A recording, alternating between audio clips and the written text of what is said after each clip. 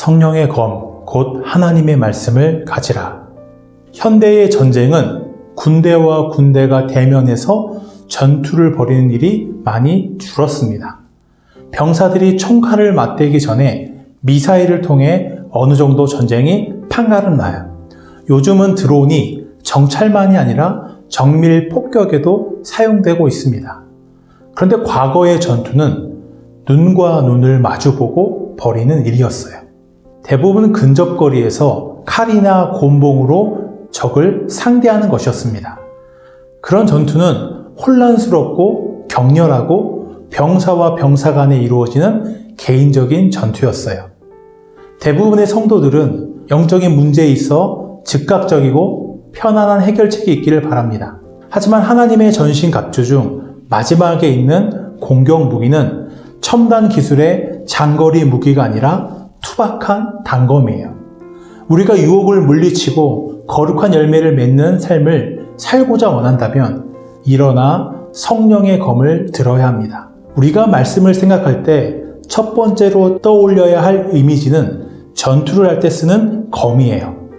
모든 성경은 하나님의 감동으로 된 것으로 교훈과 책망과 바르게 함과 의로 교육하게 유익하니 이는 하나님의 사람으로 온전하게 하며 모든 선한 일을 행할 능력을 갖추게 하려 함이라. 그리스도인으로 굳게 서고 거룩하게 살기 위해 우리는 하나님의 말씀을 알고 이해하며 삶에 적용해야 합니다. 하나님의 전신갑주는 사탄의 공격을 피하거나 막는 방어용 보호구들이에요. 그 중에서 유일하게 마귀에게 결정적인 한 방을 날릴 수 있는 공격 무기가 성령의 검인 말씀입니다. 예수님은 광야에서 사탄에게 3번의 시험을 받으세요. 예수님은 그 유혹들을 하나님의 말씀으로 대응하고 물리치십니다. 사람이 떡으로만 살 것이 아니요 하나님의 입으로부터 나오는 모든 말씀으로 살 것이라 하였느니라. 주 너의 하나님을 시험하지 말라. 주 너의 하나님께 경배하고 다만 그를 섬기라. 예수님은 말씀의 검으로 사탄을 찌르고 또 찌르셨어요. 그러자 사탄은 당하지 못하고 한동안 예수님을 떠나갑니다. 성령의 검인 말씀이 유혹을 물리쳤어요. 그럼 우리는 평소에 유혹을 어떻게 대하나요? 우리는 부정한 방법으로 돈을 벌고 싶은 유혹을 받을 수 있고 위기를 모면하기 위해 거짓을 말하고 싶은 유혹을 받을 수도 있습니다. 다른 이의 실수와 약점을 험담하거나 나에게 깊이 상처준 사람을 미워하고 안갚음하고 싶은 유혹을 받아요. 우리도 예수님처럼 시험을 받지만 우리는 예수님과 다른 방식으로 반응합니다. 우리는 나의 이성과 경험으로 유혹을 상대해요. 그것이 나에게 유리한지 불리한지를 따집니다. 하나님의 말씀으로 유혹에 대항하지 않아요. 우리가 말씀의 검 대신에 나의 이성과 유불리로 사탄의 유혹에 맞설 때 사탄은 쾌재를 부릅니다.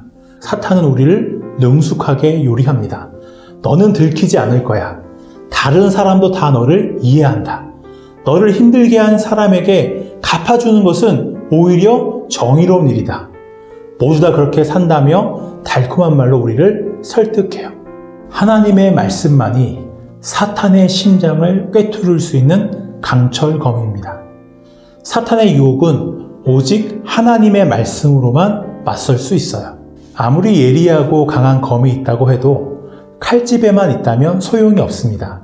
검은 뽑아서 사용해야 돼요. 우리는 하나님의 말씀을 읽고 공부하고 암송하고 묵상하며 말씀이 의미하는 바가 무엇인지를 이해하고 믿어야 합니다. 아담과 하와는 사탄이 유혹해 올 때 말씀으로 그것을 이기지 못했어요. 말씀으로 준비되어 있지 않았기 때문입니다. 우리도 아담과 하와처럼 말씀으로 준비되어 있지 않다면 유혹 앞에서 무력할 수밖에 없어요.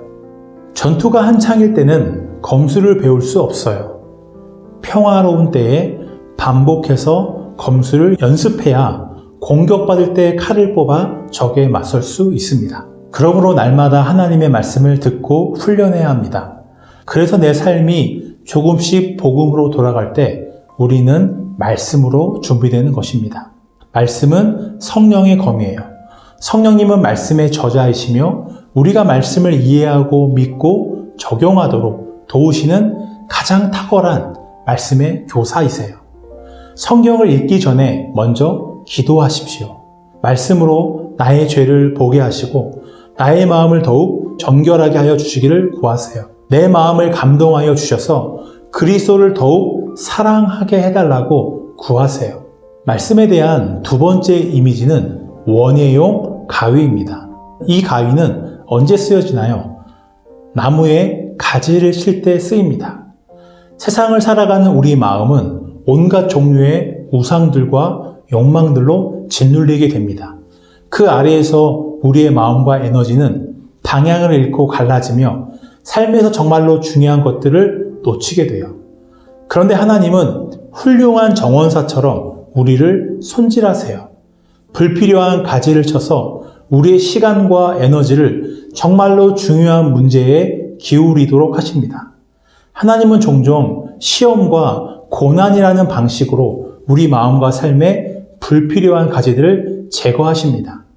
고난을 통해 세상을 향해 있던 우리의 눈이 말씀을 향하게 되며 말씀은 삶에서 정말 중요한 것들이 무엇인지 우리에게 알게 하세요. 다듬어져 잘린 가지가 우리 발 주변에 쌓일수록 우리는 영원한 소망을 바라보게 되고 그 영원한 소망에 합당한 삶이 되어갑니다. 하나님의 말씀에 대한 세 번째 이미지는 수술칼입니다. 수술칼은 어떤 칼보다도 예리해요. 그러나 수술칼의 용도는 죽이기 위한 칼이 아니라 살리기 위한 칼입니다. 하나님의 말씀은 살아있고 활력이 있어 좌우에 날선 어떤 검보다도 예리하여 혼과 영과 및 관절과 골수를 찔러 쪼개기까지 하며 또 마음의 생각과 뜻을 판단하나니 성령의 수술칼은 우리 마음을 수술할 때 사용돼요. 우리가 성경을 읽고 말씀을 따라 우리 자신을 솔직하게 드러낼 때 성경은 우리를 절개하여 숨어있는 죄를 드러냅니다. 사람이 자신의 벌거벗은 몸을 사람들에게 보이고 싶어 하지 않는 것처럼 우리는 절대 내 죄가 드러나고 내가 그것을 직면하게 되는 것을 원하지 않아요. 그런데 말씀은 그것을 하십니다. 성령의 면밀한 조사 앞에서 우리의 있는 그대로의 모습이 드러나게 돼요. 성령이 하시는 이 수술은 장기 이식 수술과 닮아 있습니다. 이식 수술은 망가져서 기능을 잃은 장기를 떼어내고 건강한 새로운 장기를 이식하는 것입니다. 하나님은 드러난 우리의 죄와 부패에서 하나님 앞에 설 수 없는 우리의 의를 드러내시고 잘라내세요. 그리고 예수 그리스도의 완전한 의를 우리 영혼에 이식하십니다.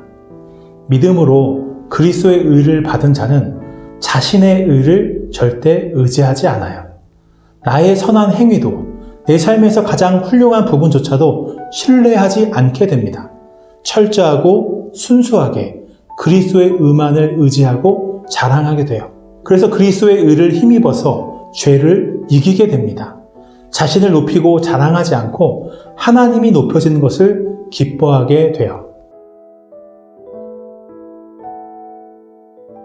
모든 기도와 간구를 하되 항상 성령 안에서 기도하고 이를 위하여 깨어 구하기를 항상 힘쓰며 여러 성도를 위하여 구하라. 요즘 들어 전기 자동차가 많은 주목을 받고 있습니다. 미래적인 디자인과 첨단 기능들 때문에 많은 사람들이 전기 자동차를 다음에 내가 구매할 자동차로 생각하고 있어요. 하지만 아무리 좋은 전기 자동차도 방전되어 그 안에 전기가 없다면 아무런 소용이 없습니다. 그리스도인 군사도 마찬가지예요. 우리는 지금까지 우리가 세상과 악한 세력으로부터 우리를 보호하고 맞서 싸울 수 있는 전신갑주에 대해 살펴보았어요. 우리에게 갑주가 주어졌다고 하더라도 우리가 하나님과 바른 관계에 있지 못하다면 그 갑주는 아무런 힘을 발휘하지 못합니다. 우리는 사랑으로서 하나님과 긴밀한 관계를 유지해야 합니다. 하나님과 긴밀한 관계를 유지하게 하는 수단이 바로 기도입니다. 기도는 모든 전신갑주를 효율적으로 유지하고 작동하게 하는 통제 시스템과 같아요. 기도에서 가장 중요한 특징은 성령 안에서 드려져야 한다는 것입니다. 우리도 바리새인들처럼 다른 사람에게 보이기 위해 기도할 수 있어요. 우리의 기도가 하나님께 그저 무엇을 얻어내려는 시도일 수 있어요. 너희가 얻지 못함은 구하지 아니하기 때문이요 구하여도 받지 못함은 정욕으로 쓰려고 잘못 구하기 때문이라. 야고보 사도는 그런 기도를 가장한 탐욕이라고 말씀합니다. 이런 기도는 영이 아닌 육으로 드린 기도이죠. 영으로 드린 기도의 관심은 하나님께 받을 무엇이 아니라 하나님과의 관계 그 자체입니다. 하나님이 무엇을 주셔서 좋은 것이 아니라 하나님 그 자체가 좋은 거예요. 하나님과 함께하는 그 시간이 즐겁고 충만한 것입니다. 하나님과의 관계에 뿌리를 내린 기도는 기도 시간이 의무가 아니에요. 세상의 다른 바쁜 일들 때문에 언제나 미루어지는 시간이 되지 않습니다. 가장 즐겁고 기다려지는 시간이 돼요. 주님이 모든 제자에게 가르쳐 주신 기도는 다음과 같이 시작해요. 하늘에 계신 우리 아버지요. 주님의 기도는 알지 못하는 신에게 하는 것이 아니라 만물의 창조자를 아버지라고 부르도록 허락하신 기도입니다.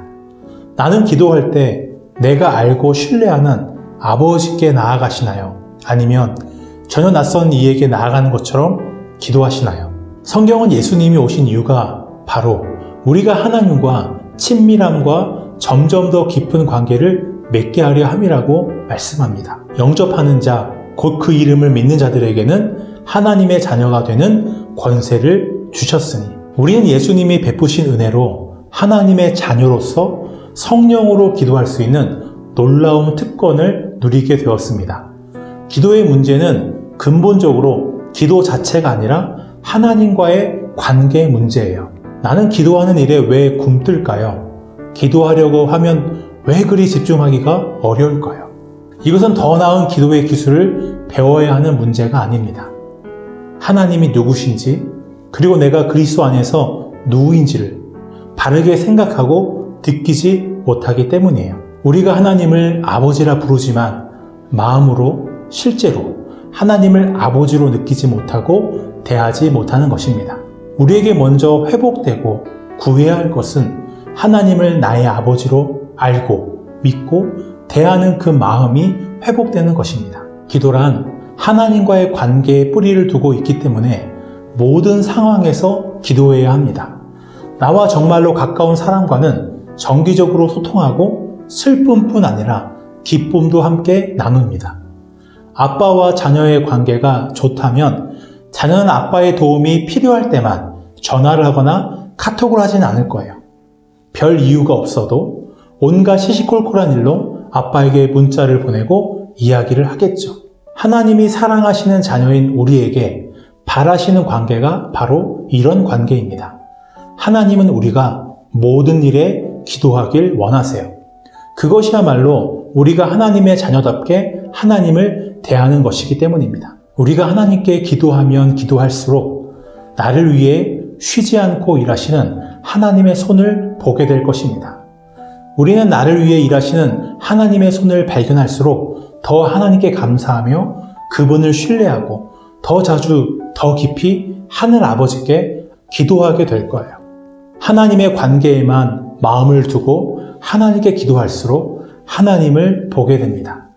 하나님을 볼수록 하나님께 더 기도하게 됩니다.